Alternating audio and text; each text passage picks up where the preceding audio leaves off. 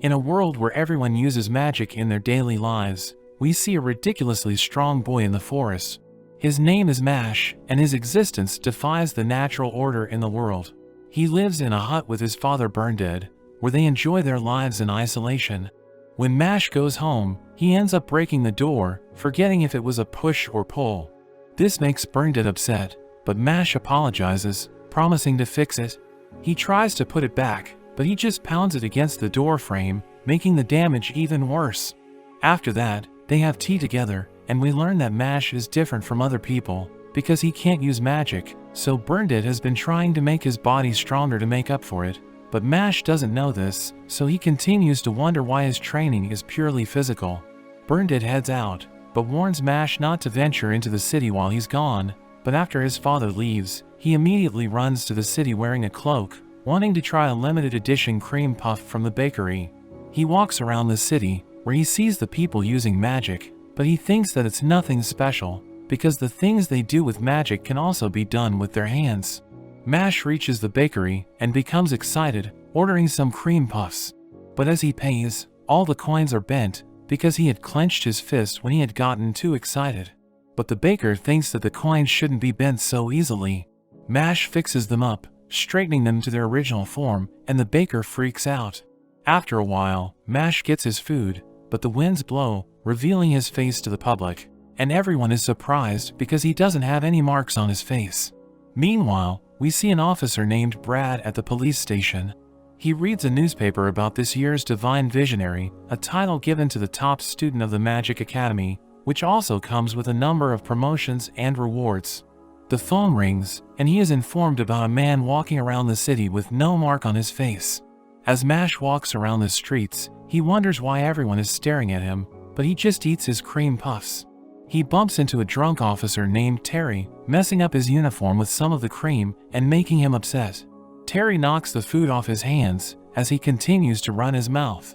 Mash rips off the officer's uniform, but he actually has good intentions, telling Terry that he will wash it up for him. At that moment, Brad arrives, asking Terry why he's naked.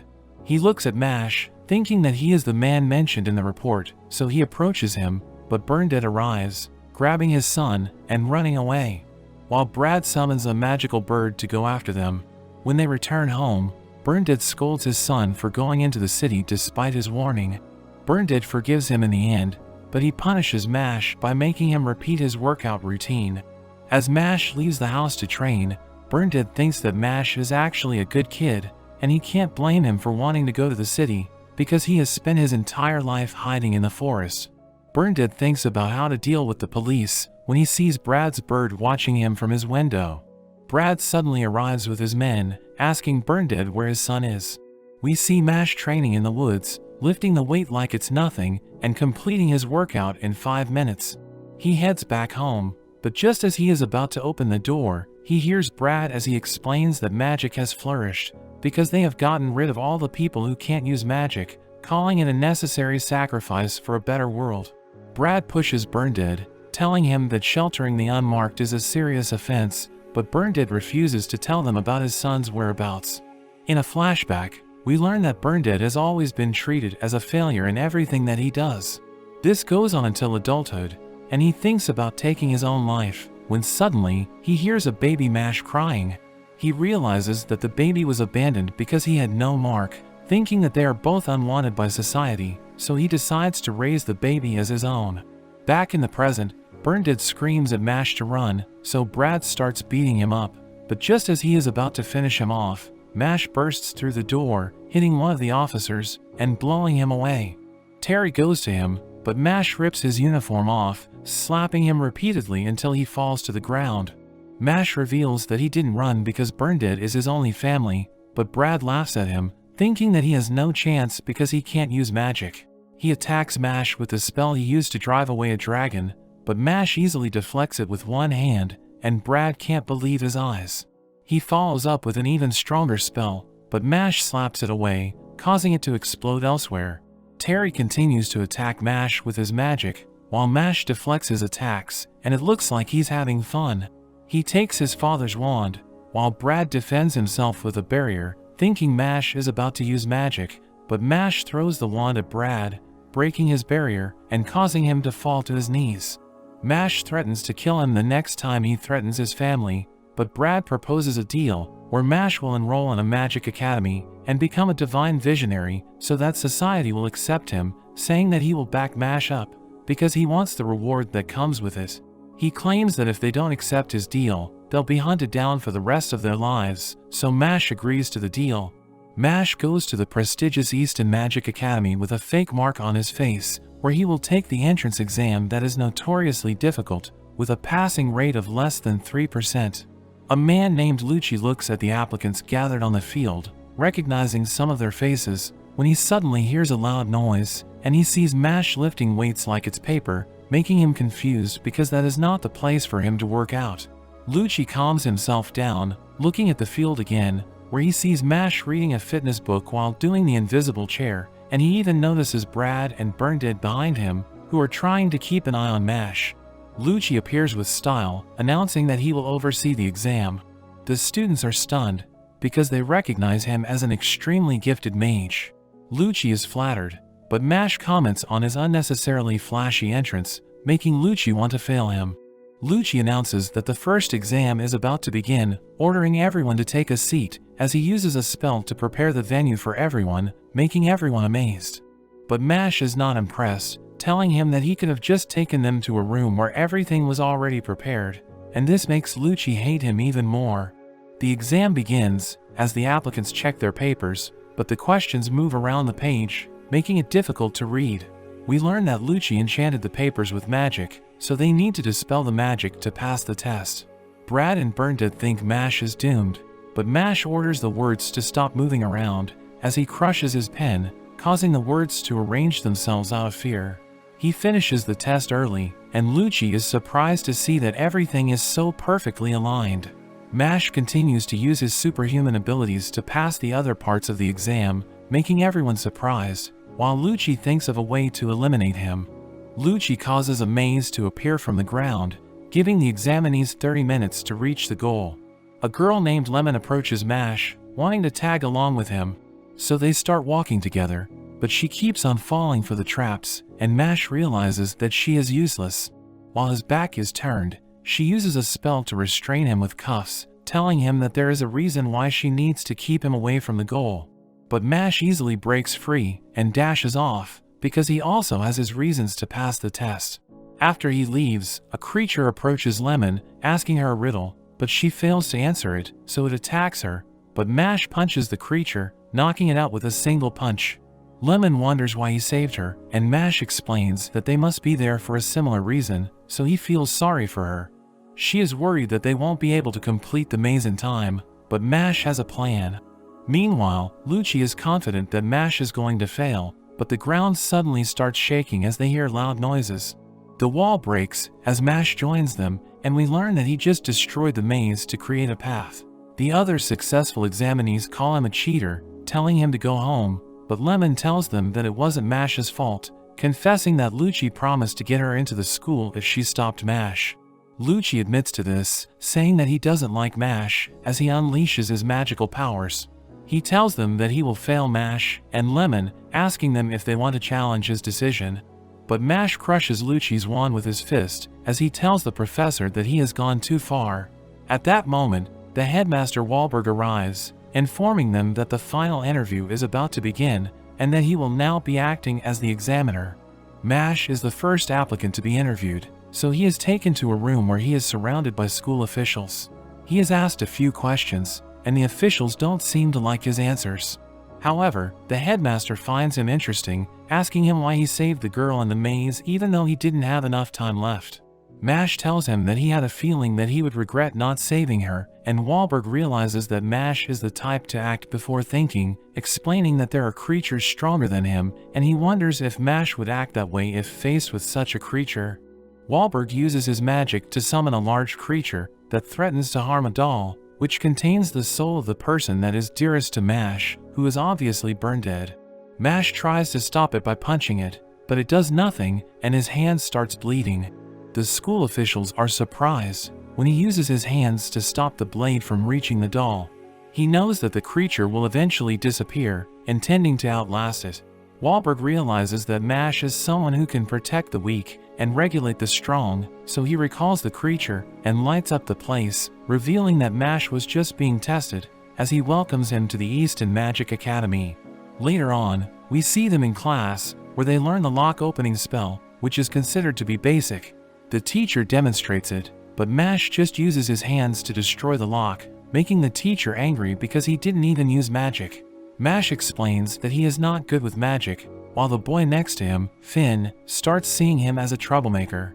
After class, Finn looks for his dorm, hoping Mash is not going to be his roommate. He finds his room, but the door is missing, and he sees Mash holding onto it, making him realize that they are going to be sharing the room. They get to know each other, and Finn starts to think that Mash is just a normal guy, but he suddenly introduces Finn to his muscles, making him think he is a weirdo. Mash asks Finn if he can borrow his broom for the next class, since he brought a giant plant root instead, thinking it was a broom. Finn allows it, and the next day, the teacher trains them to fly with the broom. Mash tries to do it, but the broom won't respond to him, so he gets ridiculed by a student, saying that he's slowing the class down. But Mash stomps his foot, and causes the broom to fly into his hand. The student calls him a cheater, saying he didn't use magic, as the teacher announces a time trial to see how fast the students can fly with their brooms. The guy challenges Mash to a race, where the loser must obey the winner until they graduate. Mash accepts the challenge, so they prepare to race. The instructor doubts Mash can even ride his broom, but she begins the race anyway, and Mash ends up winning instantly, setting a new world record with his speed. Everyone is confused, because they didn't even see Mash move, but Finn saw Mash throw the broom forward, and jump towards it, allowing him to ride it while it was in midair. The student accuses Mash of cheating, and he takes pity on him, so he drops the bet. The guy continues to run his mouth, but it gets stitched shut as a student named Cavill makes his entrance. He apologizes on his friend's behalf, but everyone knows that Cavill is a troublemaker, so they are worried about Mash, thinking he has just become a target. Cavill introduces himself to Mash, but Mash mishears his name as Cabbage, making everyone fall silent. Cavill prepares to cast a spell, but the teacher interrupts, reminding them that they are in the middle of class. So Cavill tells him to meet him after class, and he leaves the scene. As they make their way back to their room, Finn reveals that Cavill is the son of a high-ranking member at the Bureau of Magic. He adds that Mash will get expelled if he messes with Cavill, since his family has close ties with the vice principal, and Finn has actually seen students suffer because of Cavill, so he understands why everyone is scared of him. Mash starts baking cream puffs on his own, enjoying the experience, while Cavill is waiting for him at the field, and becomes upset that Mash isn't showing up. The next day, Mash takes out his book for his next class, but it's in terrible condition. Cavill approaches him, asking him why he didn't show up, and Mash apologizes, saying he was too busy making cream puffs, which seems to annoy Cavill. Cavill asks him if he wants to become the Divine Visionary, claiming that he can help Mash achieve his goal by using his connection with the vice principal if Mash will follow his orders. Mash immediately agrees to this, and he turns into Cavill's lapdog, following his every order as part of the deal. Mash prepares for his next class, but he realizes that his book about the subject is also in bad shape. Finn reluctantly agrees to share his book, and Mash thinks he is lucky to have a friend like Finn. Mash gives Cavill some water, but he pours it on the floor, ordering Mash to clean it up. As Mash cleans the floor, it's revealed that Cavill was ordering Finn to tamper with Mash's books, but he is getting bored, so he wants Finn to burn Mash's clothes. Finn refuses to obey, so Cavill uses his magic to bring Finn to his knees and beat him up. After some time, Mash arrives at the scene, asking Cavill what he's doing. Cavill claims he just wants to get an apology from Finn, who starts crying as he confesses that he ruined Mash's books under Cavill's orders, apologizing for his actions. Cavill asks Mash if he wants to have dinner with the vice principal, but Mash goes to him and bashes his head against the floor, instantly knocking him out. Finn tells Mash that he is going to get expelled, making him realize that he is in trouble. The vice principal Farman suddenly arrives, revealing that Cavill's father entrusted him to look after his son. Farman witnessed the entire incident, but he calls it a violent attack against Cavill, so he is going to hold a school conference to discuss what they just did. He mentions that their status is different from Cavill, so he deserves special treatment, even calling them idiots. As he continues to run his mouth, Mash rushes over to him, landing a knee strike on his face, while the others watch in horror. Mash explains that since Farman isn't open to reason, it would make sense to beat him up, since he is already in trouble anyway. Farman threatens to expel him as he tries to cast a spell, but Mash slaps dirt on his face. He digs a hole in the ground, slamming Farman into the hole, and he proceeds to cover it up. Farman warns Mash that he won't get away with this, but Mash threatens to bury him alive. After that, he is summoned by the headmaster, who tells him that he just received a notice from the Bureau of Magic to have him expelled. We learn that the Bureau of Magic is the highest legal authority in the land, and the divine visionaries produced by the Academy are at its core. He reminds Mash about Cavill's status, but he burns the notice because he doesn't want good people to be put at a disadvantage. Wahlberg rants about the current status of the world, since it only serves the elites. He thinks that it needs more people like Mash, who are willing to sacrifice themselves to do the right thing, and he even wants Mash to become a divine visionary someday. Mash mentions how he plans to become one, so the headmaster explains the way to become one, but Mash can't handle all the information. So Wahlberg decides to keep it simple, telling him that he just needs to earn high marks and acquire as many coins as possible. He assures Mash that he will take care of the bureau and the vice principal, and Mash takes his leave. The next day, the captain of the Duello team, Tom, invites him to represent their dorm in a game, which is basically like Quidditch from Harry Potter. Mash says that he can't ride a broom, but Tom doesn't believe him, dragging him into the team. During the match, the enemy grabs possession of the ball, and Mash is still on the ground, as he reiterates that he can't ride a broom. The crowd thinks that he isn't even trying, so they jeer at him, throwing things at him. His team is getting wrecked, and Tom goes to him, explaining the rules of the game. We learn that they need to pass the ball through the enemy's ring to earn points, and the use of magic is forbidden, since the game is all about broom technique. Tom is about to get back to the game, when the enemy captain intentionally bumps into him, causing him to fall. Mash checks up on him, and Tom seems to have broken some bones, asking the enemy captain about his sense of sportsmanship. But the enemy captain doesn't care, revealing that winning is all that matters to him. Before getting back into the game, Tom knows that their team is about to lose, but he tells Mash that winning isn't everything, and that giving one's best is even more important. They are 50 points behind, making the enemy captain think that they are about to win, but they seem to have enraged Mash, who grabs onto his broom and jumps into the air. He maintains his altitude by rapidly kicking around, leaving the spectators confused. He gains possession of the ball, while the enemy team charges toward him, but he uses his inhuman strength to throw the ball, blowing them away and scoring a point. The crowd is surprised as the ball circles around, returning to Mash like a boomerang. He keeps repeating the same move to score more points, while everyone watches on in disbelief. Their score eventually reaches 999, making them the winners, and the Academy recognizes their score as a record, and they are given silver coins as a reward. Finn thinks his performance was incredible, but Mash doesn't want to play that game again, while Tom gives him a hug, as he thanks him for helping the team win. Later, we see a student named Lance reading a newspaper, where he learns about Mash's achievement. He recognizes Mash from the entrance exam, destroying his picture as he makes Mash his next target.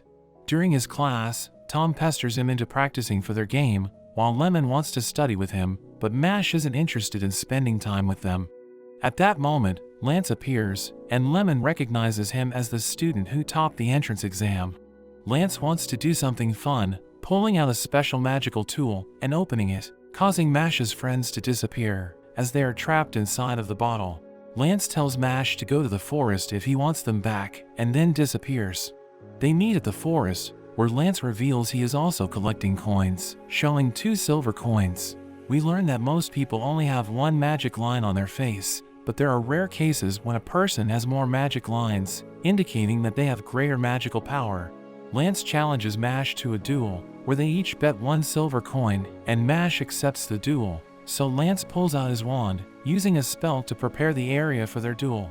After he has cleared the area, Mash tries to attack him with his fists, but Lance uses a gravity spell to slam him to the ground.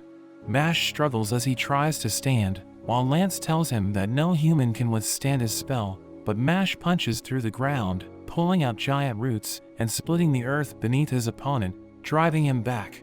Lance lands on his knees, stunned by Mash's ridiculous power, as Mash dashes towards him. Lance tries to stop Mash with the same gravity spell, but Mash uses his speed to escape and tries to punch him, but Lance narrowly dodges his attacks. His necklace falls to the ground, and Mash picks it up out of curiosity. He opens it up, revealing the picture of Lance's sister, and Lance confesses that he has a sister complex, telling Mash to give it back. Lance asks him what is the most important thing in the world. Mash tries to answer cream puffs, but Lance tells him he is wrong, and the only correct answer is his little sister, making Mash think that he's a creep.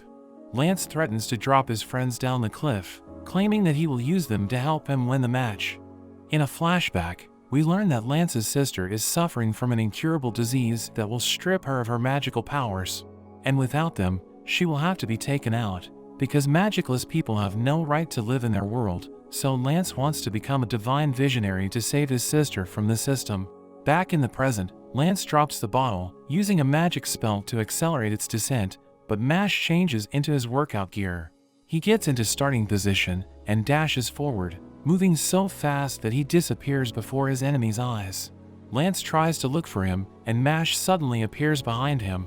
He can't believe that Mash managed to recover the bottle so quickly, thinking he must be using magic, but Mash is no longer interested in fighting, because he knows that Lance is not a bad guy, pointing out that the bottle he dropped was empty. He rushes towards Lance, managing to grab the real bottle, and he frees his friends. Lance concedes the duel, handing over his silver coin before leaving. As he walks away, Mash realizes that Lance is actually a pretty good guy, and his friends surround him, thanking him for saving them. We learn that there are 3 dorms at the academy that divide the students based on their characteristics. There's Mash's dorm Adler, which represents courage, the Orca dorm for wisdom, and the Lang dorm for ambition, with the 3 dorms having a rivalry between them at the academy.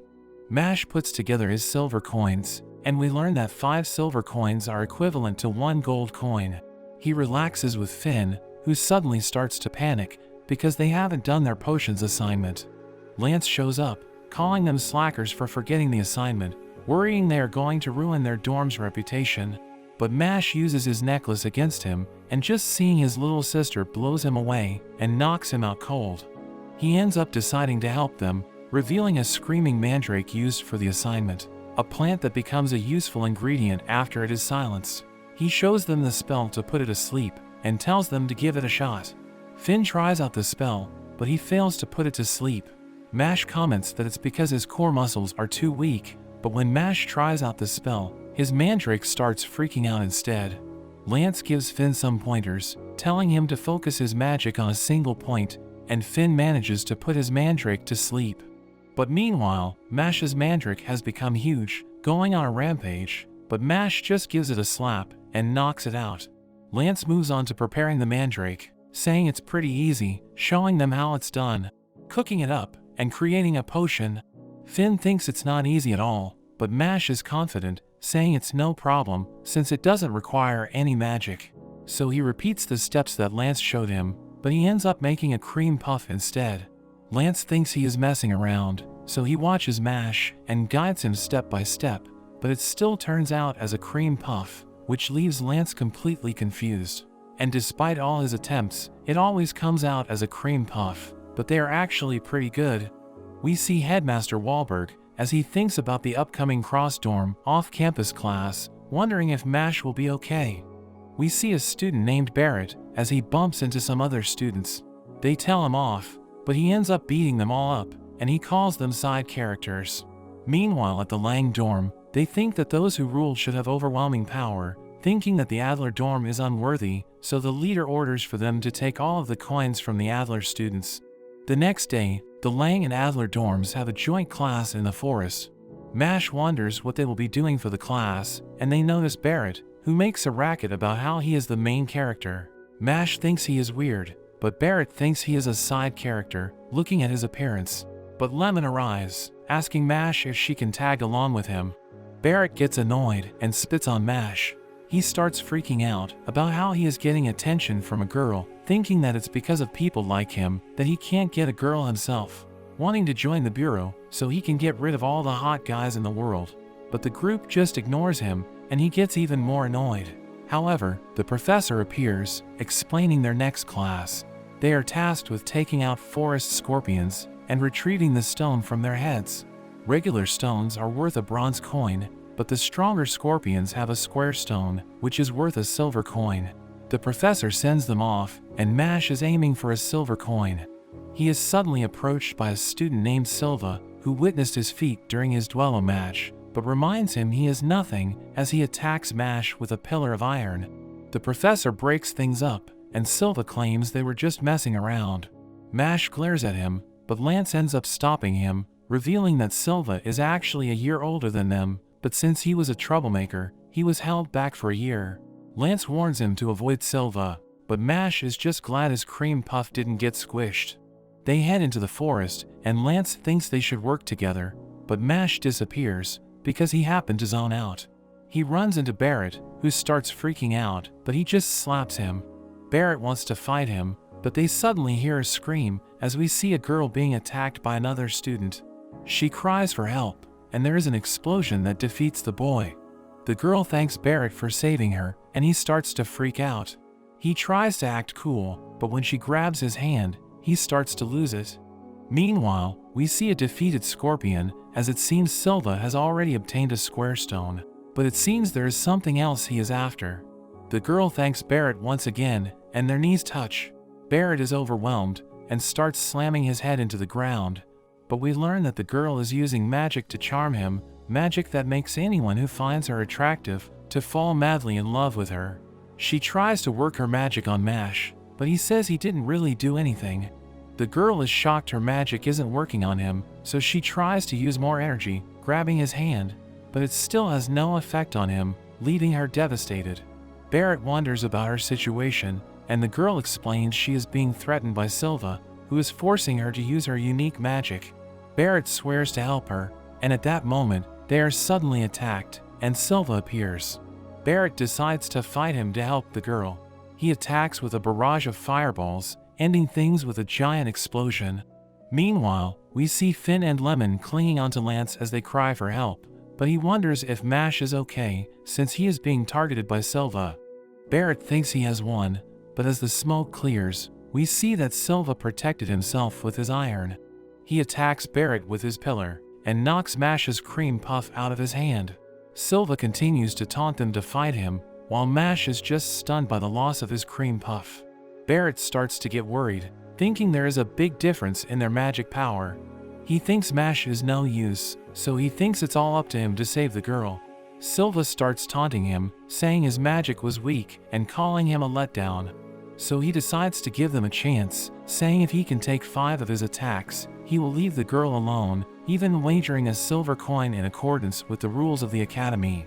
The girl thinks it's a ridiculous deal, saying he could get seriously injured, but Barrett accepts it, thinking he can withstand 5 hits. However, Silva says that Mash is also a part of it, so he also needs to agree.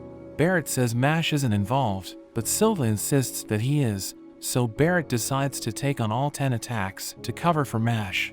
Silva thinks he is mad, and he starts attacking with his Iron Fist spell. Barrett is brought to his knees after just 1 attack, but he manages to get back up. Silva keeps on attacking with his spell, and Barrett is continuously slammed by the iron pillars, while the girl and Mash watch on. After 9 attacks, Barrett is still standing, thinking about how the girl cried for his help. Silva prepares an extra strong attack for the final blow. The attack lands, and Barrett is knocked out. Silva starts to gloat, but Barrett somehow manages to get back up.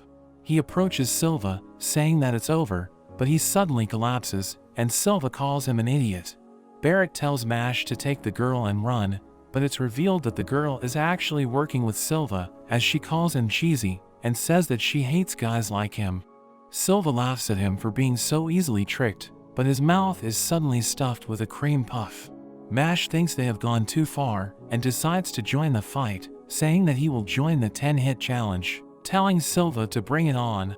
Meanwhile, we see his friends manage to take out a scorpion, but Lance wonders if Mash will be okay. Lemon thinks he will be fine, since he even beat the professor during their entrance exam, but Lance explains there are different types of magic users.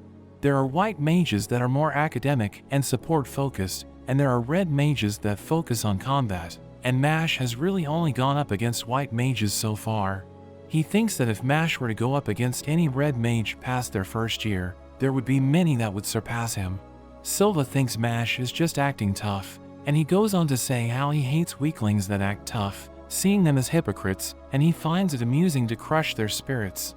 He notices his robe is slightly singed from Barrett's magic, so he prepares to attack him again, but Mash rushes at him, although he manages to counter. Mash is pushed back, and Silva starts to laugh, thinking he is far superior, mentioning how he earned 2 gold coins during his first year at the academy. He attacks Mash with his magic, and Mash gets pummeled, but he eventually catches Silva's spell, crushing it with his hand. Mash prepares to use tricep magic, and Silva thinks he is messing around.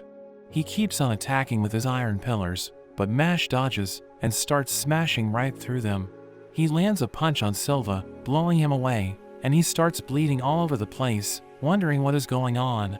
He thinks his magic is top tier, even among the second-year students, as he launches a counterattack, but Mash smashes right through it, landing another blow on him. Silva is brought to his knees, and he starts to realize he can't win. He knows he can't take any more hits, but Mash suddenly backs away and takes a seat. Silva wonders what he is doing, and Mash tells him there are 8 more attacks to go. Mash gets back up, asking if he is ready for the next attack, but Silva knows he can't take any more, thinking he would die. He tries to think of a plan, and at that moment, an enormous scorpion suddenly appears. It has a star-shaped stone on its head, which means it's extra strong and valuable.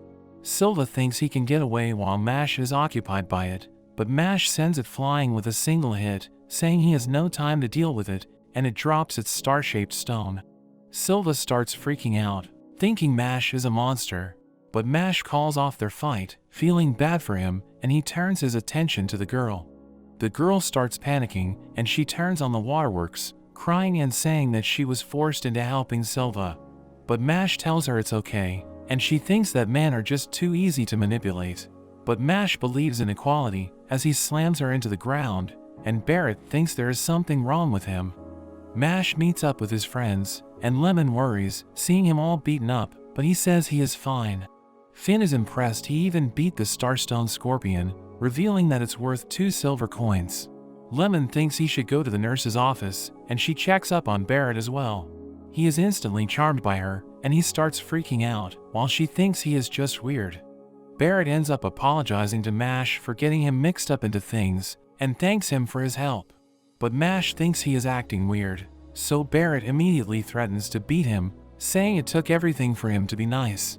Mash's pocket suddenly glows, as his silver coins have joined to become a gold coin. Lance mentions how they are being targeted, hearing that the Lang Dorm is hunting them for their coins, explaining why Silva was after them. He explains that the Lang Dorm is basically Slytherin, with people that value birthright and bloodlines, wanting to prevent the riffraff from joining the Bureau of Magic. He warns them to watch out for the Magia Lupus, the group of elite students from the Lang Dorm. Mash mentions how he didn't even know they were separated by dorms, and Finn reminds him about the sorting ceremony. We see that right after they were accepted into the academy, they were sorted by the skeleton of a unicorn. The students grab onto its horn, and the skeleton is able to read their mind and sort them into the appropriate dorm. But when it was Mash's turn, it sees he only thinks about cream puffs. The skeleton panics, as this is the first time in centuries it has struggled to sort a student. It tries to look deeper into his mind, but there is really only cream puffs. And it just decides that people who love cream puffs must belong to the Adler dorm. Lance continues to explain that the Magia Lupus consists of the 7 top students of the dorm, and Silva must have been one of the lackeys. He warns Mash that since he has a coin, he needs to be extra careful, telling him to stick with people from their dorm. But despite this warning, Mash ends up getting lost while looking for his class. He finds a door to a room, and he thinks about how to open it, wondering if it is a push or a pull. Meanwhile, we see Silva as he apologizes for his failure. We learn that the leader of the Lang Dorm is named Abel, and he holds a creepy-looking doll. He says that their mission is to cleanse the world of its impurities, and Silva begs for a second chance, but Abel calls him unworthy to even be a pawn, and he is turned into a doll. The doll gets up and proceeds to get in line. and Abel claims he is the only one worthy to become the next divine visionary, as he talks to his doll which he calls Mother. But at that moment, Mash suddenly enters, apologizing for destroying another door, and he points out that Abel is weird for talking to a doll. Abel is aware that Mash has a gold coin, and he asks him why he is trying to become a divine visionary. Mash says he just wants to live peacefully with his family, but the current world won't accept him. Abel thinks he is ridiculous and unworthy, explaining how he wants to return the world to its rightful form. He says humanity was able to flourish, thanks to getting rid of the weak and people without magic, but he thinks society has started to become weak. He calls humans beasts by nature, so he plans to restore the natural order. But Mash thinks he just wants to live peacefully as well, not understanding what he was saying. Abel offers to let him go in exchange for his gold coin, but Mash just refuses. Abel attacks with one of his puppets, but Mash dodges, countering with his legs and ripping the strings attached to the puppet, and it turns back into Silva. Mash is suddenly grabbed by another puppet. The puppet grabs his coin and flicks it over to Abel. Mash is then thrown into a pillar, but he gets back up, apologizing for calling his puppet weak, but he suddenly steps on Abel's head, so he decides to take him to the infirmary. Abel wonders if he is giving up on his coin, but Mash says he is just prioritizing, but he declares he won't lose, no matter how strong they are. Mash leaves with Silva, but Abel feels something is off. He notices a missing button on his puppet, and he finds it in his hand instead of Mash's coin. One of the students can't believe what just happened. As the puppet was flicking the coin, Mash ripped its button off, spitting it out at an incredible speed, hitting the coin in midair, and sucking his coin back to himself. The girl can't believe it, and Abel finds Mash interesting. At the infirmary, Silva suddenly wakes up, wondering what happened, because he has no memory of anything after he was turned into a doll. But he sees Mash working out in front of him, and he realizes Mash must have saved him. He asks why Mash would save him when they were just enemies, but Mash says that when one is in trouble, they are all in trouble. Seeing he is okay, Mash decides to leave, and Silva reflects on his actions. Meanwhile, in Mash's dorm room, we see Lance and Barrett in a heated discussion. Finn wonders what they are doing in his room, but Barrett gets pissed off looking at Lance, thinking he's had an easy life thanks to his good looks. Lance wants to teach him a lesson, and the two prepare to fight, but Mash suddenly enters, telling them not to break things in his room. Mash enjoys a cream puff, thinking it's just another peaceful day. Lemon suddenly appears, saying there is big news, leading them over to a magic scale. The scale shows how many gold coins each dorm has, and we see the Lang dorm already has 15, while the Alder and Orca dorms only have 1 each. The Lang dorm has been taking coins from the other dorms, and all of the Alder upperclassmen who could stop them are away on internships. So at this rate, Lang will have the next divine visionary. The Orca dorm is too busy focused on their research, so it's up to them to stop the Lang dorm. The guys get fired up, thinking they just need to crush the Lang students. But Mash ends up in the Owl Hut, and we learn that the headmaster was forced to give him a punishment, so he has to clean the Owl Hut for a week. The owls peck at him, and he thinks about how they were just getting fired up. Lance decides to join him, saying that the Lang students might target him since he has a coin, so he can use that as a chance to hunt them, but Mash thinks he is just worried about him. Meanwhile, we see 2 Lang students approaching, preparing themselves to take Mash's coin. The owls keep pecking at Mash, and water suddenly appears underneath him, and he falls in, while Lance dodges a giant spinning blade. Mash struggles in the water, and the 2 Lang students introduce themselves as Andrew and Shinri, the 6th and 7th fangs of the Magia Lupus, challenging them to a fight, while wagering a gold coin. Mash says he's never swum, as he sinks into the water. Andrew transforms into a shark, and jumps into some water to go after Mash, leading Shinri to face off against Lance. Shinri attacks with his blade, but Lance dodges, thinking his magic to control a spinning blade is pretty weak compared to his gravity magic. But as he goes to cast his spell, he is distracted by the owls. He dodges another attack, and tries to focus on casting his spell, but he thinks of his sister, telling him not to harm the owls. Shinri attacks using double blades, and Lance notices the owls behind him, so he ends up getting hit by the attack. Shinri sees that Lance's wand is made out of magnolia, so he realizes Lance is from the Crown family who specializes in gravity magic. He heard that the son of the Crown family ran away from home, so he thinks it was because he was too weak, and he thinks he can feel superior for beating someone from the Crown family. Lance manages to use his spell, but it only makes a shovel fall to the ground. Shinri is disappointed with him and decides to finish him off, attacking with triple blades. But he thinks something is off as he notices all the owls in one spot. Lance uses his gravity spell, crushing all of the blades, as he says the owls were in the way, so he moves them by dropping a shovel to cut open a bag of feed to draw all the owls into one spot. Shinri attacks using his strongest blade, but Lance easily crushes him with his gravity. Shinri can't believe that even though they both have double lines, there is such a big difference in their power. But Lance says that someone like him, who fights for themselves to feel superior, can't compare to him, who fights for the sake of saving his sister. Meanwhile, Andrew gloats about trapping Mash in his sea field, saying there is no way to escape. But Mash suddenly zooms past, and Andrew is shocked at the speed, not even able to see what it was. He thinks he must be imagining things, but Mash zooms right past him once again. He thinks about how Mash said he didn't know how to swim, but Mash says he got the hang of it, thanking him for helping him realize he could swim. Mash continues to swim all around him, and Andrew feels like he is the one getting hunted, so he uses another spell to transform into a more monstrous form, but Mash crashes into him, continuously hitting him as he swims. Andrew can't handle the blows, and Mash ends up escaping the sea field. Lance takes their coin, and they think they weren't that strong for being members of the Magia Lupus. Mash thinks they aren't a big deal, but suddenly, another one of their members appear. In an instant, he gets past the both of them, and Lance tries to use his gravity spell, but for some reason, his spell doesn't work. Mash immediately gets into his gear, charging with all his speed, but the man manages to dodge him. Lance wonders if he uses some kind of teleportation magic, but the man uses a magic bottle to collect his allies. The man bids them farewell, but says they will meet again soon, and Lance thinks that beating the Magia Lupus might not be so easy after all.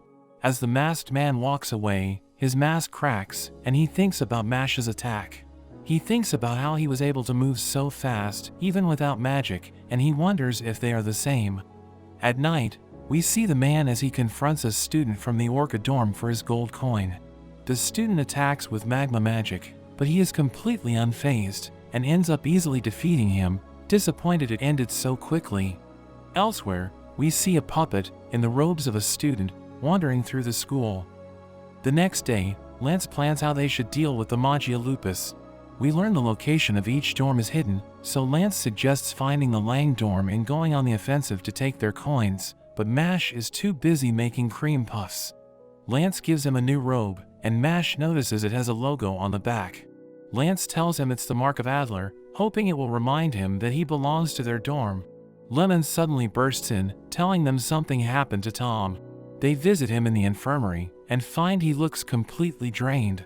Tom says he has no memory of how he ended up in the infirmary, but notes that he normally lives his life at full throttle, so he usually falls right asleep and doesn't dream, but last night, he dreamt he was trapped in a dark box, feeling conscious, but he couldn't do anything. Lemon wonders how he is feeling, and Tom says he is okay, but it seems he is temporarily unable to use magic, feeling as though his magic energy has been drained from him. It's revealed there are a number of other students who are suffering from the same condition, and it seems to have started ever since the headmaster was called away by the Bureau of Magic. Lemon gives Mash a cream puff lucky charm, and makes him promise not to do anything too risky. She tells him to always keep it with him, so he can think of her, but she starts to lose it imagining him dreaming about her. Later that night, Lance and Mash wander around the school, looking for the Lang dorm. They are joined by Barrett and Finn, but Lance wonders why they are tagging along. Barrett is interested in getting coins, and Finn just doesn't want to be left alone in his room. As they explore, they end up seeing Lemon, and Barrett rushes over to her, but Lance notices something is off. Lemon's body twists and convulses, and she has been turned into a puppet. But the others manage to avoid her gaze. She continues on her way, and Barrett finds her cute even as a puppet.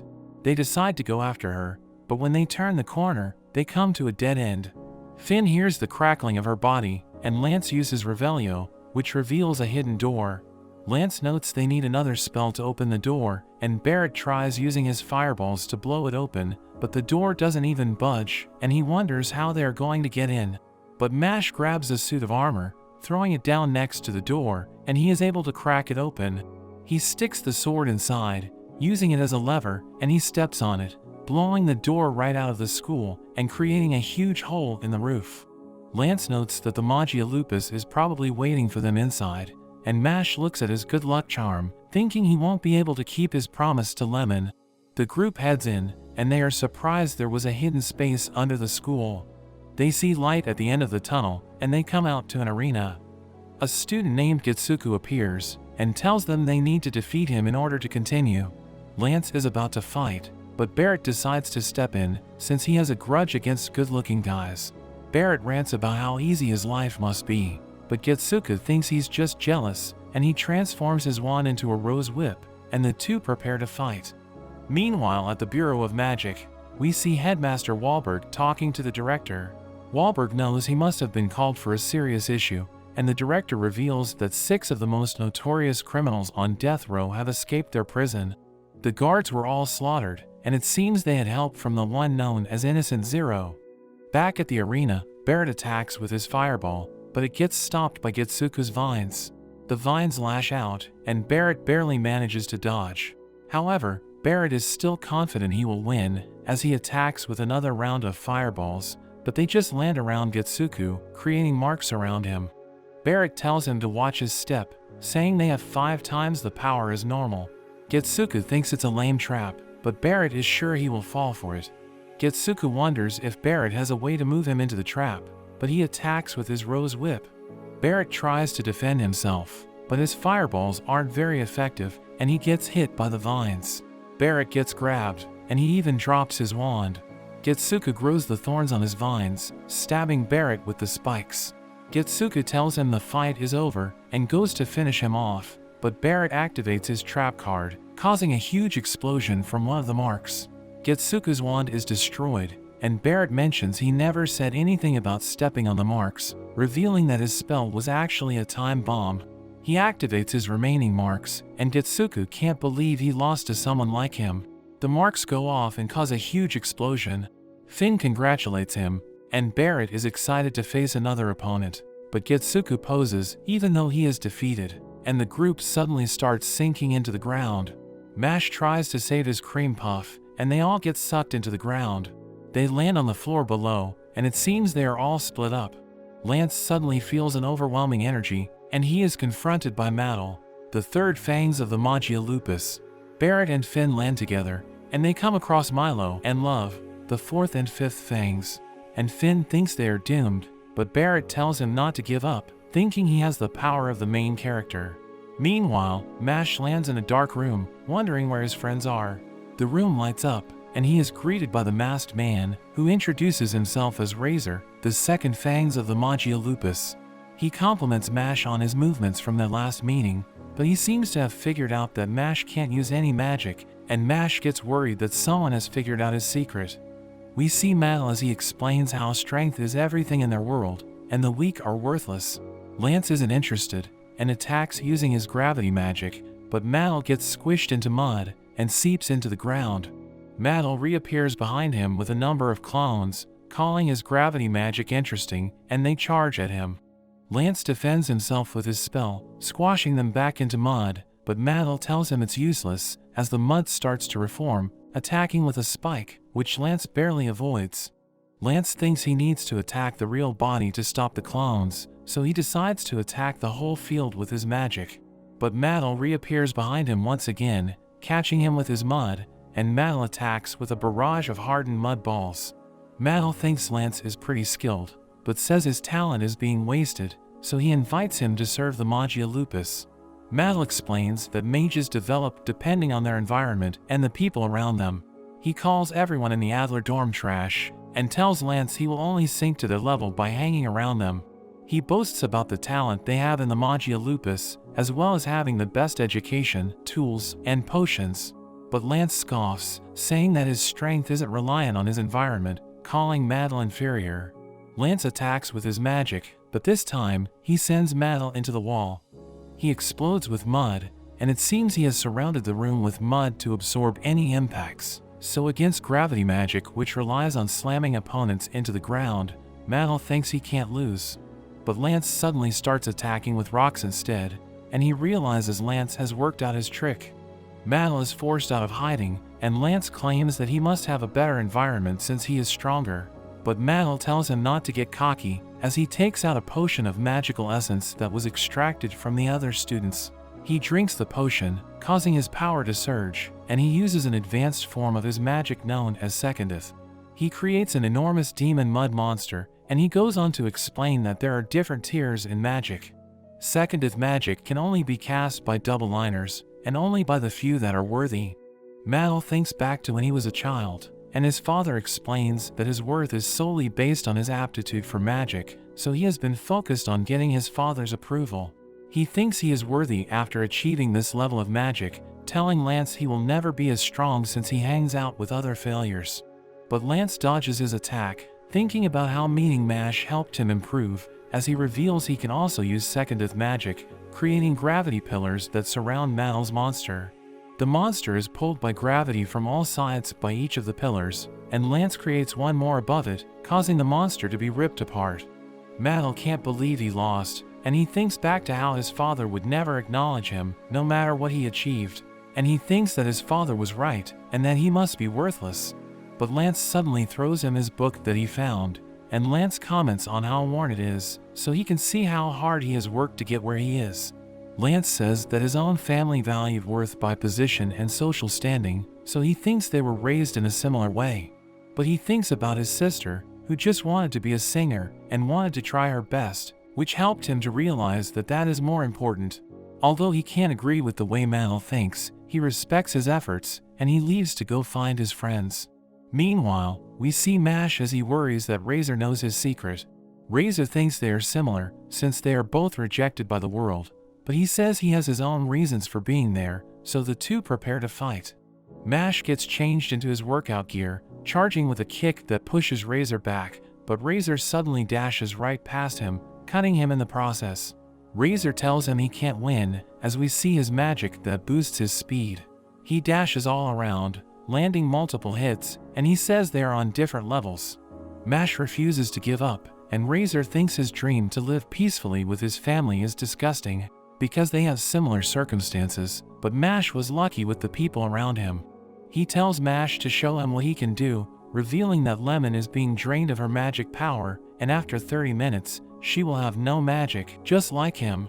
Mash swears he will beat him, and Razor goes all out with his magic, repeatedly slashing Mash as he dashes all around him. Mash can't even defend himself, and ends up getting stabbed in the stomach. Razor says he is too weak to save anyone, but his sword gets stuck as Mash clenches his abs. This lets Mash grab onto him, and he headbutts Razor in the face, breaking his mask and revealing his face. His eye is red, but Mash thinks it's just bloodshot, and asks if he is okay. Razor explains that his eye is known as the Evil Eye, and has the power to disable anyone's magic.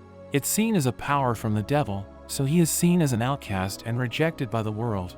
Mash apologizes since the eye doesn't work on him, and Razor explains he is the natural enemy of all magicians, so they have all feared and despised him his entire life. Even his family feared him, and he thinks he should never have been born, but thinks Mash wouldn't understand since he was blessed to have a loving father. He activates his Secondeth magic, creating a field around them, and an arrow appears on Mash's body. In an instant, Razor delivers another devastating attack, explaining that within the field, Mash's speed is drained and transferred to himself, so he had no chance of winning. Mash can only shield himself, and Razor tells him it's the end, but Mash smashes the ground, splitting the floor, and he destroys Razor's sword. Razor realizes that by splitting the floor, his movements were limited. He thinks about pulling back, but Mash steps on his foot, stopping him from running. Mash activates his muscle magic, delivering a devastating smash that blows Razor right out of the field. His spell is broken, and Mash chases him down, kicking him in the back. He gets thrown away, but thinks that if he loses, he will also lose his reason to live. So he tries to fight back, and the two clash, but Mash catches his sword. smashing him into the wall, and Mash proceeds to smash him around all over the place, finishing things off with a submission attack. As Razor lies on the ground, he wishes he was born normal. We learn his evil eye manifested when he was a child, and his parents locked him up in the basement so people wouldn't find out about him.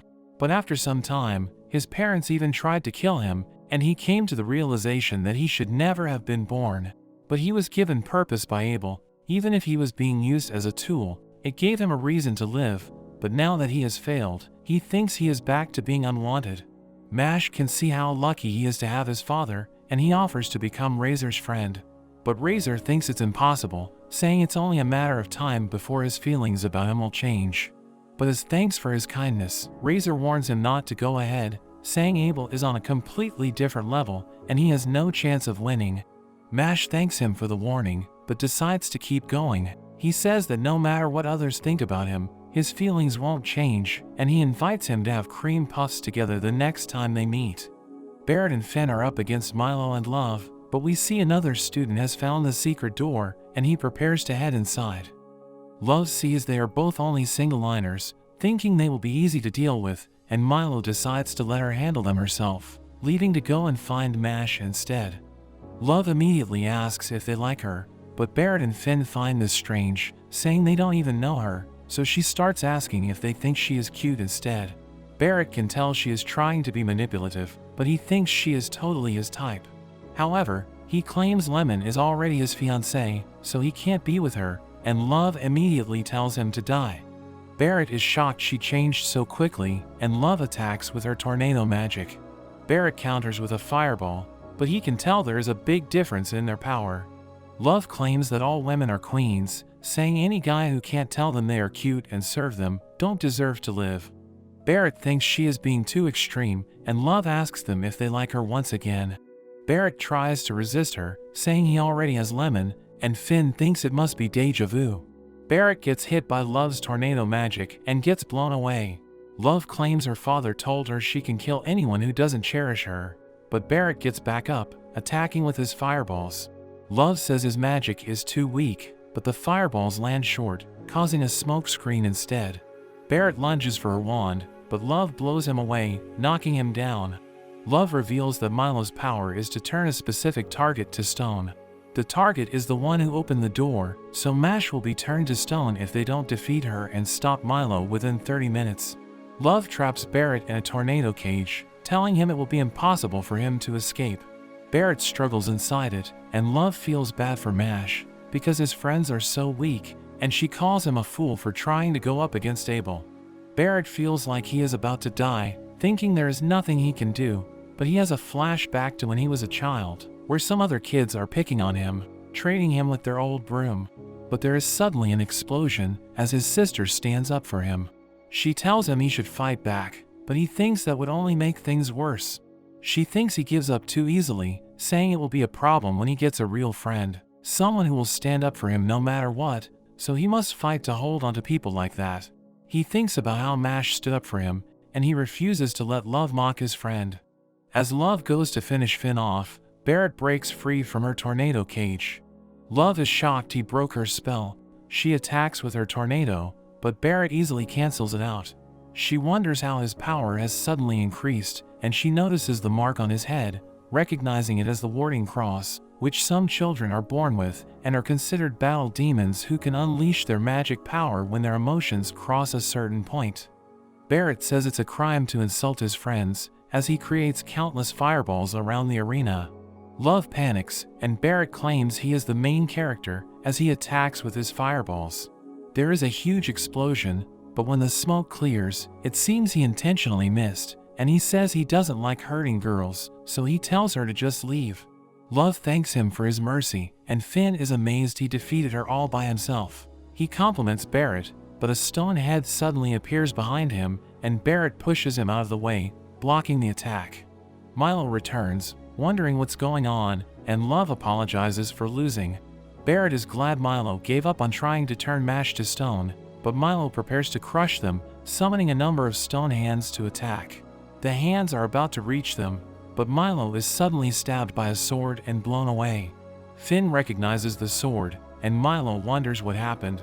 He becomes shocked, realizing he's up against the previous year's divine visionary, Rain. We learn he is the ace of the Alder dorm, and he is also Finn's older brother. Milo tries to regain his composure, thinking he is just a student. He attacks with his stone head, but Rain easily splits it in half. Rain summons countless swords, showing his overwhelming power, and he attacks Milo with all his swords. Barrett is amazed by the power of a divine visionary, and Love immediately decides to defect from the Lang dorm. As the dust clears, Milo realizes he stands no chance, so he starts begging for his life, saying he was forced into being bad and he regrets his actions. But Rain kicks him, saying that actions speak louder than words, and he doesn't believe him as he keeps on stomping on him to teach him a lesson. Barrett is shocked by how brutal he is, wondering if they are really on the same side.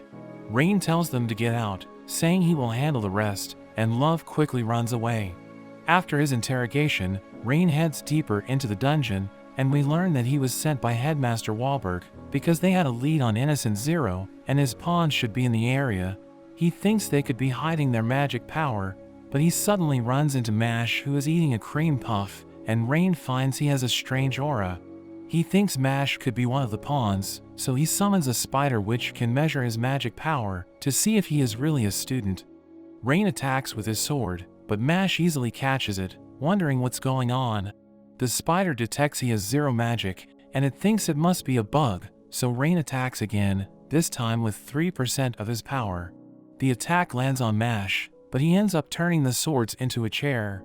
The spider still detects zero magic, but Rain decides to test him one more time. He attacks with 10% of his power, and the spider thinks Mash stands no chance, but Mash practices his swing, and he takes the bunting stance. He is able to bunt all of the swords, and they all fall to the ground. Rain asks for his name, and when Mash tells him, Rain remembers Wahlberg telling him about a new student who is quite unique. Rain apologizes for attacking him, but Mash doesn't accept it. Rain feels bad, so he gives Mash a magic handkerchief that has the power to heal his wounds, and Mash thinks he must like rabbits, but he thanks Rain for the item.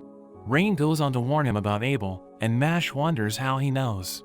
Rain reveals that Wahlberg told him about his goal to become the next divine visionary, so it's natural for him to be up against Abel, who currently holds the most coins. Rain supports his goal to become a divine visionary, wanting more allies that are strong. He warns Mash about Abel's doll magic, saying he might struggle against him because he has no magic, but Mash insists that he does. Rain wishes him luck, saying he has other things to do, and Mash thanks him for his help, but Rain claims he did everything for his own sake. We see Wahlberg telling him about how Mash puts his friends above himself, and how he even saved his brother, so Rain is rooting for him to achieve his goal. Mash finds the final room, wondering if the door is a push or a pull. He guesses correctly, but he thinks about Lemon and ends up blowing the door open. Abel wonders if he has something against doors, and Mash says he was just trying to knock. Abel is surprised he was able to defeat Razor, thinking Rain should be the only student that could stand up against Razor's evil eye, so Abel thinks he could be on the same level as a divine visionary, but Mash just worries Abel has worked out his secret. However, he becomes relieved when Abel just thinks he is strong, as he refers to him as a fellow superior being, reminding Mash of his plan to get rid of those who are inferior. He thinks the weak have been taking advantage of their kindness, gaining more rights, and making them weaker overall, so he wants to get rid of them all. Mash wonders if he means those who can't use magic, and Abel says they need to be disposed of, because just segregating them from society is not enough. Abel also includes underachievers, and people who shelter the weak on his list, but Mash thinks back to how Burndead took him in. He does a double backflip even as a kid, and Burndead gives him a taste of his first cream puff. He thinks about Burndead telling him how proud he is to have him as his son, and Mash realizes he can't be friends with Abel. Abel says he just doesn't understand, calling him dense, so he decides Mash's inferior genes need to be eliminated, as he sends his puppets to attack. We see Love as she goes to find Abel. She is relieved she managed to get away from Rain, but she finds the door to Abel's room broken, and she is shocked seeing Mash fighting against Abel. Mash crushes one of the puppets, but acid suddenly spills out from it, and Abel tells him he should be more careful. However, Mash grabs onto the head of the puppet he destroyed. Love wonders what Mash can do against the acid puppets, but Mash throws the head and ends up bowling over all the acid puppets in a single strike. Love can't believe what she just witnessed, and Mash wonders if Abel would consider himself inferior if he loses. He also wonders what Abel has done with Lemon, but Abel claims he doesn't know who he is talking about as he summons his stronger puppets. He thinks Mash doesn't stand a chance, but the puppets get sent flying, and Abel realizes Mash has gotten even stronger since their last meeting. Mash demands that if he wins, Abel must let Lemon go.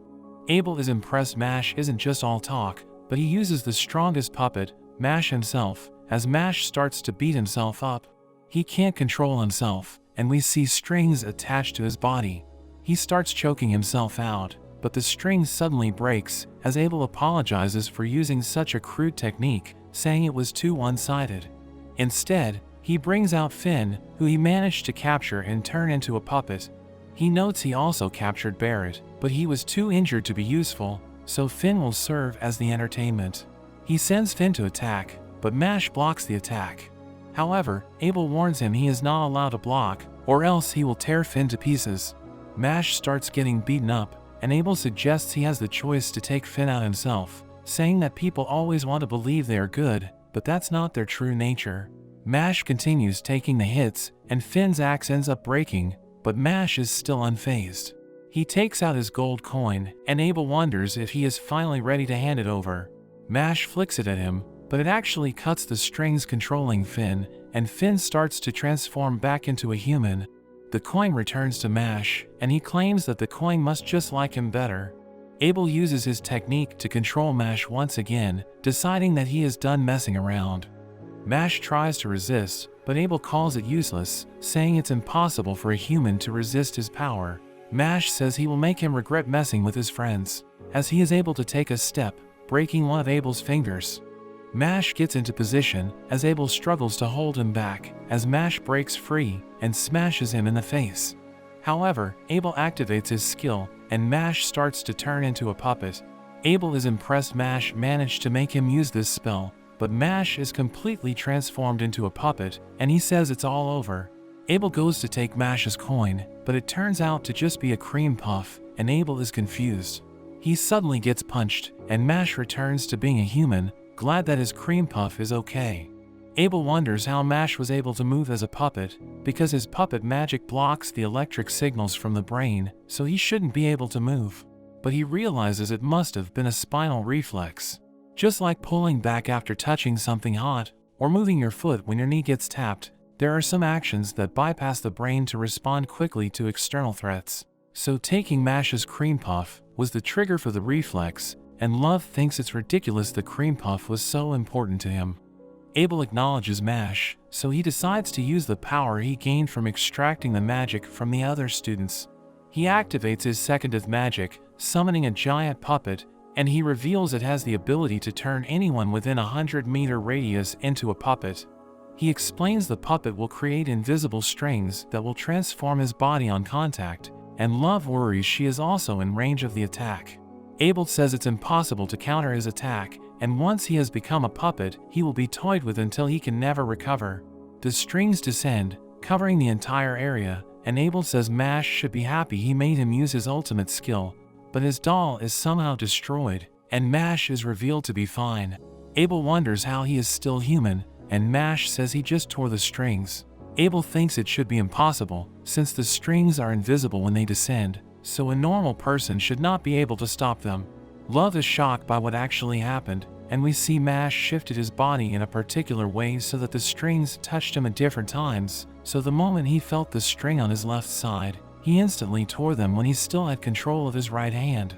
Love can't believe his insane strategy, and Abel wonders if Mash is even human. He tries attacking with his puppet, but Mash completely shatters it, and he appears behind Abel. Mash grabs onto him, jumping up into the air, and he smashes Abel into the ground. In a flashback, we learn about Abel's mother. She was a kind and compassionate person, and although she was a noble, she treated the commoners just as equally, saying that it was only by chance that they were born privileged. But one day she was stabbed. She was distributing food to the poor as she would always do, but one of them got greedy, wanting all the food for himself, and he ended up stabbing her when she resisted. Despite believing in the goodness of humanity, she was taken away, so Abel started to believe that the weak needed to be purged. He gathered the most talented people to join him, people who also weren't satisfied with the way things are in the world. He refuses to change his mind, saying it's natural for the strong to take from the weak, but Mash says he is wrong because there will always be bad people, no matter what their social standing is. Since he won their fight, Mash asks for Lemon's location, and Abel agrees to let all the students go. Mash thinks that since he was doing everything for the sake of his mother, he isn't such a bad guy. Abel releases his spell, revealing Lemon, and Mash catches her. Finn regains consciousness, and the three are glad to be reunited. They all celebrate, and Finn and Lemon call Mash a hero. Finn is in tears thanking Mash, and Lemon apologizes for getting him involved, and she thanks him for saving her. Barrett comes crawling over as well, saying he also helped, and they continue to celebrate together. Abel can't believe he lost to such buffoons, and Finn wonders what happened to Lance.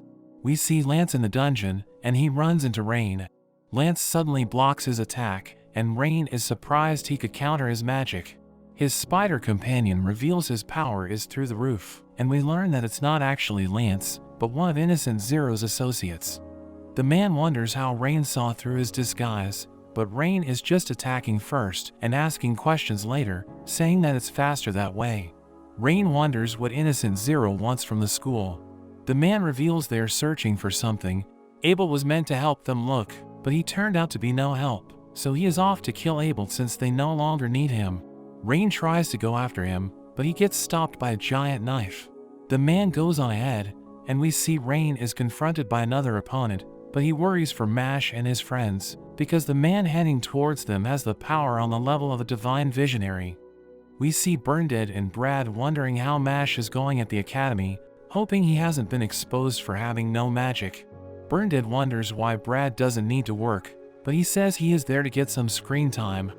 Mash and his friends continue to celebrate, and Abel wonders how long they are going to keep fooling around for. Mash excuses himself, saying he needs to go to the bathroom, and his friends are just glad everything is over. We see the other students who were puppets have all been turned back to normal, but the criminal suddenly arrives. They wonder who he is, but the man just blows them away. Barrett thinks about fighting him, but he instantly can sense how strong he is. The man approaches Abel, and we learn that his name is Cell. He sees that Abel lost against someone, and he calls Abel pathetic for not being able to reach the top at the school. Cell thanks him for his intel about the headmaster, but he suddenly controls Abel's hands, and Abel starts choking himself. Cell says he couldn't find the one they were looking for, so he is no longer needed. Abel is about to die, but Mash suddenly returns with a plate of cream puffs, ready to continue their celebration. His friends tell him it's not the time for that, and a fly suddenly lands on his nose. It tickles his nose, causing Mash to sneeze, and he throws the cream puffs at Cell. His friends wonder if it was just a coincidence, and Abel manages to get free. Mash asks for his cream puffs back, and his friends can't believe that's all he is thinking about. Cell throws the cream puffs to the ground, which shocks Mash, and Cell suddenly feels his head ache as he wonders if Mash is the one he has been looking for. Cell decides to finish what he started, as he lifts Abel up into the air. He prepares to finish him off, and Mash tries to save him, but Razor suddenly appears to protect Abel. Mash rushes over, and Razor apologizes, saying he won't be able to have a cream puff with him. Mash gives him back his magic handkerchief, and Cell is surprised his attack wasn't fatal. He realizes that just before he cast his spell, Mash threw a rock at him which altered his spell's trajectory. Mash stands up to him, and he smashes the ground, kicking one of the rocks at Cell. Everyone is surprised, because Cell is able to catch the rock, and he starts to lick it, but Mash just finds him weird for licking a rock. Cell tells him Razor only has 30 minutes before he is beyond help, so he wonders what Mash will be able to do. He starts attacking with his magic, which Mash smashes with his fists. Cell wonders if he is all talk, combining his magic into a stronger attack, and Mash gets hit. Abel thinks Mash can't win, because there is too much of a difference between them. He thinks back to how his mother would tell him that it was only by chance that they were privileged, and he thinks Cell is just superior to them, so he thinks they have no chance. Cell continues to launch his attacks, but Mash keeps on blocking the attacks. Abel thinks Razor was a fool for saving him, but Mash says Razor was happy.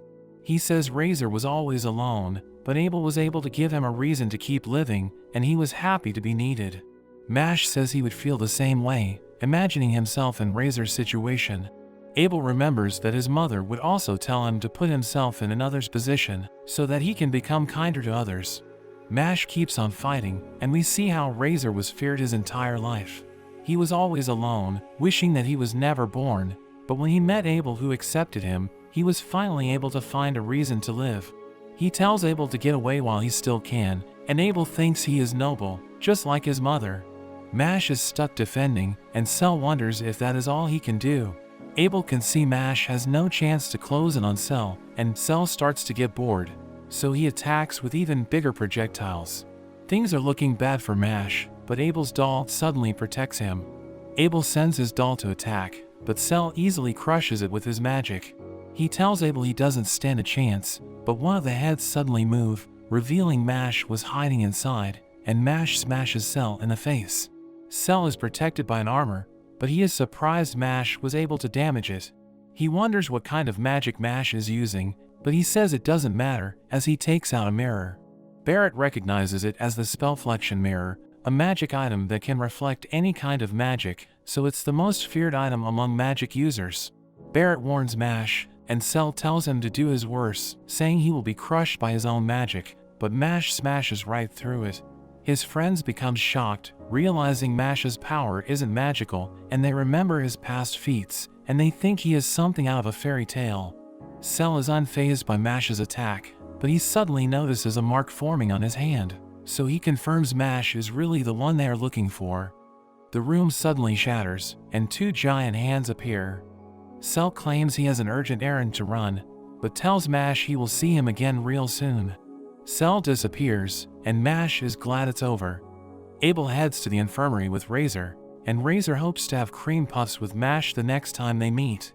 Abel offers Mash his thanks, saying he will return the favor one day. Mash's friends join him, and they are still shocked he has no magic. They worry he will get into trouble if people found out, and Mash starts to get scared, claiming he can totally use magic. His friends decide they will help protect his secret, but one of the other students wakes up, saying he heard everything. He thinks it's ridiculous someone with no magic is at the school, so he plans to tell everyone about Mash. Mash realizes his time has finally come, and his friends wonder what he is going to do. But Mash decides it's the perfect time to have a cream puff. We see that the Adler dorm is now in the lead with the most coins, and the group was able to bully the student into keeping Mash's secret. Finn is still worried about it, and another student suddenly comes up to them, asking Mash if it's true that he can't use magic. Finn can't believe it's already been leaked, and Mash starts freaking out, but he claims that he can use it. Finn quickly takes him away, but the student warns Finn that protecting a non-magic user will also get him into trouble, saying he could get expelled.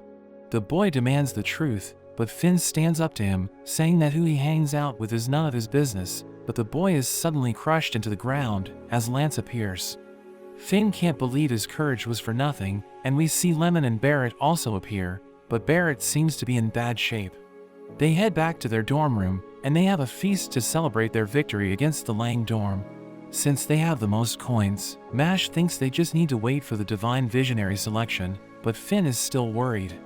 We see that Abel and Razor are also at the party, and Finn is scared of them, but Abel pulls out a deck of cards and is ready to have fun. He notes that he doesn't plan on becoming friends with them, but is just there to celebrate Razor's recovery, and Razor swears to slay anyone who dares to beat Abel in a game. Lemon tells him to chill out, offering him some tea, but he freezes up as he thanks her, and Abel reveals Razor has no experience dealing with girls. Lemon tries getting closer to him, but it just makes him cough up blood. We see that Love is also at the party, and Lemon tries to feed Mash a cream puff, wanting to show her appreciation for him. He says he can eat on his own, and the cream puff ends up falling, but Mash takes a deep breath and is able to suck it back up. The party continues, and Finn can't believe he's part of such a ridiculous group. We see Anal delivering a letter to the academy, and Razor has a moment with Mash. As thanks for inviting him to the party, he warns Mash about being targeted by Innocent Zero. He reveals that they are the worst crime syndicate in the whole realm, and they were looking for people with high magical power in the academy. He notes that MASH has a connection to whoever they are looking for, so he's sure they will return. He reveals that by using Innocent Zero's power, Abel was able to artificially gain his third magic line, but Razor warns him that genuine triple liners are even more terrifying. We see Finn out with Abel as they go to get a board game, but Finn wonders why he tagged along. Razor notes that Abel borrowed Innocent Zero's power so that he could create a world where kind people like his mother could live in peace.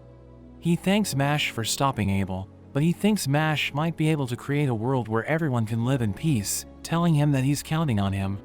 We see the student from earlier, sneaking around so he can find proof about MASH, but he's shocked when he sees MASH talking to Razor. He wonders what's going on, and Abel returns, asking him what he's doing there. The boy freaks out seeing him, and he quickly runs away. Lemon wonders what Razor and MASH were talking about, but he just freezes up once again. The owl suddenly smashes through the window, delivering the letter to MASH, and they are shocked when they read it. The next day at the Bureau of Magic, we see MASH in an emergency inquiry regarding the concealment of his lack of magic. The official notes that God created their beautiful world, including the miracle of magic, but the existence of people like MASH threatens this miracle. The man calls MASH a bug that needs to be dealt with, but another man appears, and the official recognizes him as a divine visionary named Grants. Grants sees the potential in MASH, but notes that in their world, the rules are important to maintain order. He says that the rules are for the majority, so he tells MASH he will need to sway the majority. He throws a card down to MASH, and it turns into a candle. He notes that magic is everything in their world, so he tells MASH to light the candle without touching it, saying he needs to show them a miracle stronger than magic. The official thinks it's ridiculous, but MASH takes out his wand. The official thinks Grants gave MASH an impossible task to make him give up, but MASH gets down and starts rubbing his wand with tremendous speed. The official doesn't think it will work since the ground is made of stone, but a huge fire is created, and the flames light the candle. MASH realizes what he needs to do, and he declares that he will sway the majority. Meanwhile, we see a group of divine visionaries as they discuss MASH, thinking that it's ridiculous, and that rules must be upheld without exception. MASH thinks the meeting is over, but he suddenly gets attacked by sand. He wonders what's going on, and the group of divine visionaries arrive. The official wonders what they are doing there, so the divine visionary Ada says that it's unacceptable to allow exceptions, saying that MASH needs to be put to death. MASH is shocked hearing this, and Ada notes that it's a consensus from all the divine visionaries. The official suddenly jumps down next to MASH, but he's taken over by a dark aura, and we see that he's been taken over by Innocent Zero. They claim that MASH belongs to them, and as proof they are serious, we see a magic parasite attached to the official. Grant sees it as a declaration of war, and the Bureau employee Sean freaks out seeing it, and we learn that the parasite is a dangerous creature that uses humans as its host and feeds off their mana. Grant jumps down and prepares to deal with it, but Sean warns him that it's too dangerous because it will just be transferred over to him. Grant is willing to take the risk, but we see MASH just ripping it out. Grant can't believe he just did that, and the parasite suddenly jumps into MASH's mouth. Sean can't believe he didn't listen to his warning, but MASH vomits it out, and we see that the parasite has been tied up. Sean is shocked seeing this, wondering what happened, and MASH reveals he just tied it up like a cherry stem with his tongue. Sean thinks it's ridiculous, and MASH thinks it's all over after dealing with it, but Ada says they aren't finished, and he still wants to put MASH to death. MASH digs himself into the ground and refuses to go with them, so Ada prepares to deal with him. He disappears with his sand, and instantly appears behind MASH. He's about to attack with a sand drill, but Grant stops him, saying he hasn't heard his opinion. Ada says that the rules are everything, so his opinion doesn't matter, but a sword suddenly drives them away. MASH recognizes the sword, and we see Headmaster Wahlberg arriving with Rain. Ada wonders why Wahlberg called the divine visionaries, saying MASH deserves to die, because he can't use magic. But Wahlberg asks them to reconsider, thinking MASH might be able to help them find Innocent Zero, because he appears to be interested in MASH. The divine visionaries consider the proposal, as Mash wonders why Wahlberg appears to be important, so Grants reveals that he's a living legend, saying he was the only mage who was able to rival Innocent Zero's powers during his youth. Grants mentions that he respects Wahlberg, because even among the divine visionaries, he's a force to be reckoned with. Oda explains that he can't accept the proposal, thinking the regulations exist to maintain order, so they need to follow it at all costs. But everyone is surprised, as Wahlberg bows to them, saying it's true that Mash can't use magic, but he has the ability to sway people's hearts.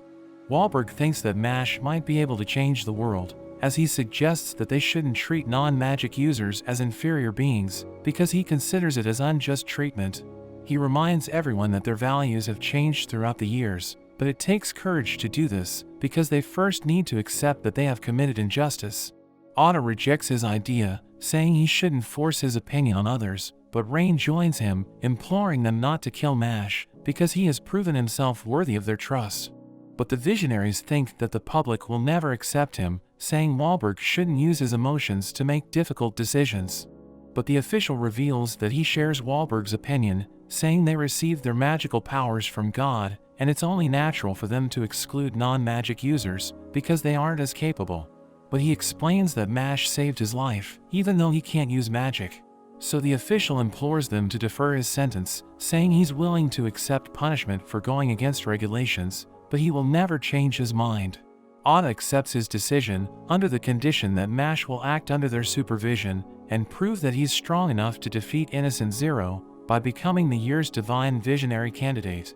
Oda warns him that he will die if he fails, but he isn't bothered, saying he wants peace for everyone, as he strikes the ground, causing a shockwave, and he promises to defeat Innocent Zero with his fist.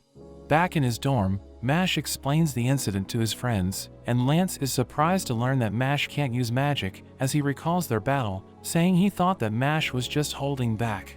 Barrett invites everyone to walk around the town, and the next day, we see Finn waiting for his friends, as he wonders what kind of clothes they will be wearing.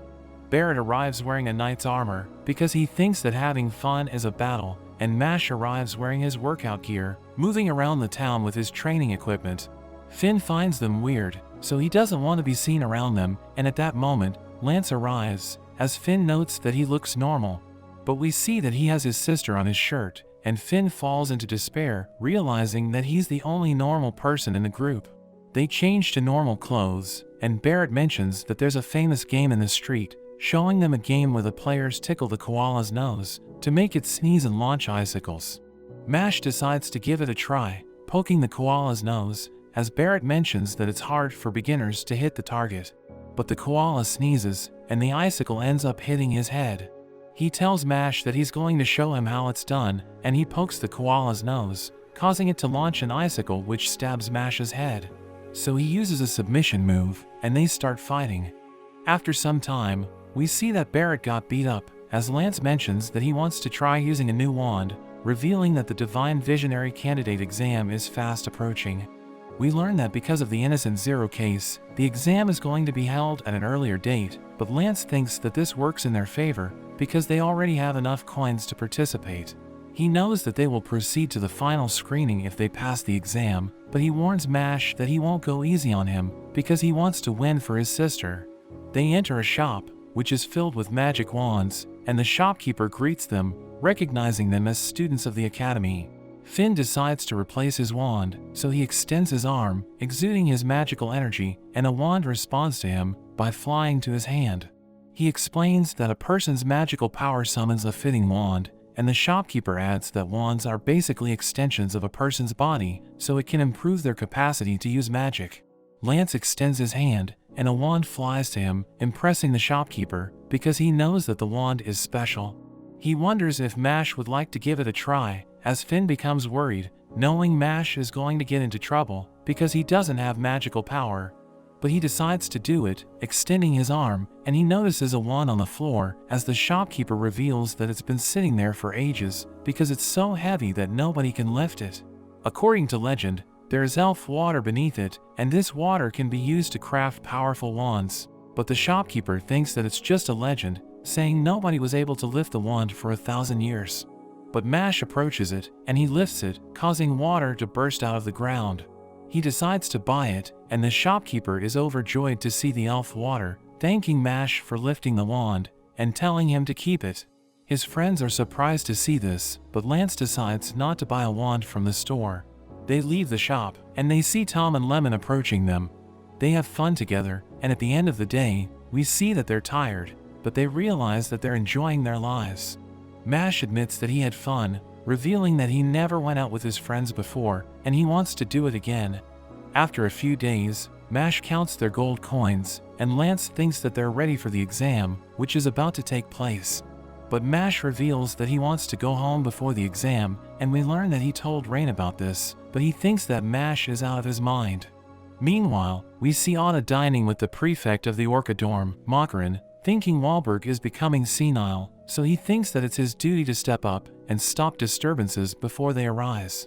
He orders Makarin to stop Mash from participating in the exam, but he explains that the task doesn't interest him, saying all he cares about is excitement. Otto tells him that Mash defeated Abel, but he doesn't care, thinking there's nothing special about Abel. But Otto reveals that Mash won without magic, causing Makarin to become surprised, and Otto orders him to go wild, promising to clean up after he's done. He leaves the table, and he plays the piano, saying spring has arrived, but everyone thinks he's being creepy. Mash returns home, and Bernadette is overjoyed to see him. His friends join him, and Bernadette is surprised to see them, realizing that Mash has made friends. Barrett mentions that they're more than just his friends, saying he's Mash's rival, and Lemon tells Bernadette that she's going to marry Mash, causing him to become even more surprised. Barrett gives him herbal tea, and Lance tells him that he also has something for him, but we see that it's his sister's merchandise. They run around the house, as Bernadette realizes that they're all unique, thinking Finn is struggling to keep up with them. But he's happy to see that Mash has friends, revealing that he was afraid that Mash wouldn't play well with others, because he never exposed him to the outside world. Meanwhile, Makarin and his men make their way to Mash, but swords suddenly fall from the sky. They're able to dodge it, and Makarin sees a man approaching.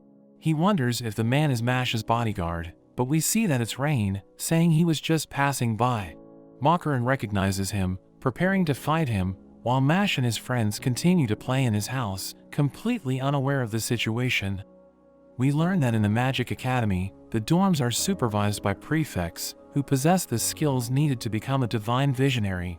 Makarin is one of them, and we learn that a few years ago, he was able to dominate a tournament held for the middle school division, despite being younger than the other competitors. He's excited to fight against Rain, knowing he's a divine visionary, so Makarin thinks that their fight is going to be interesting. He summons a piano, and he plays his favorite piece, but Rain just stares at him, seeing him as a weirdo. Makarin reveals that despite being a powerful mage, he doesn't strive to become a divine visionary, thinking it's just a title, and all he really wants is to become stronger. He prepares for battle, thinking he can defeat Rain, because all he really cares about is his position. He launches a barrage of swords, and Makarin uses his music to fight back. But we cut to Mash and his friends, as they play a board game together.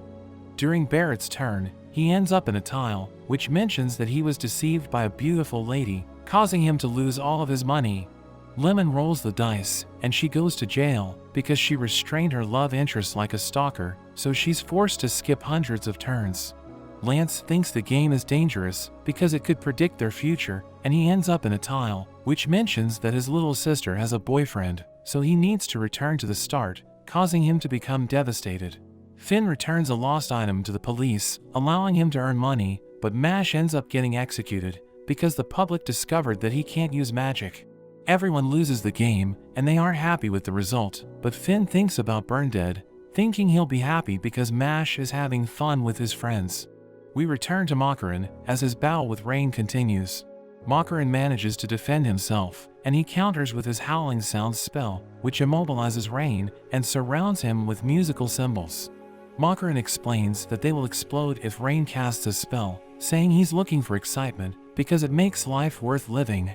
He thinks that Rain's life is boring because he keeps meddling in other people's business, and Makarin has completely lost interest in him, telling him to step aside so that he can see Mash. But Rain recalls that Mash wants to become a divine visionary even without magic, to change the perception of the world, and he admires Mash's resolve as he begins to unleash his true power. We see Sean talking to Wahlberg, thinking Rain will struggle against Makarin, but Wahlberg isn't bothered, saying Rain always takes care of others, and he asks Sean what he knows about magical marks.